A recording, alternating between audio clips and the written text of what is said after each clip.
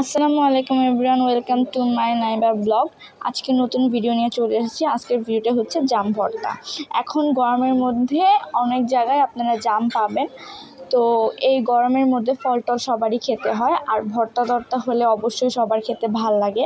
আমার মতো যারা ঝাল প্রিয় মানুষ আছেন তারা অবশ্যই এই ভর্তাটা বাসায় করে খাবেন।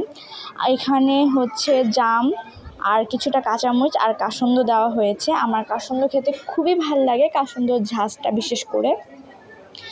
বিশেষ করে জাম ভর্তা বানানোর সময় ঝাঁকাতে হয়, যেহেতু এই জামগুলো যেগুলো আনা হয়েছিল এগুলা হচ্ছে আপনার কিছুটা ছোট সাইজ ছিল, এরকম বেশিটা পাকে নাই, তো এটা ঝাঁকাইলে ওরকম মজা লাগবে না, তাই আম্মু হাত দিয়ে বানাচ্ছিল আর কি, যাতে হচ্ছে খেতে খুব মজা হয়।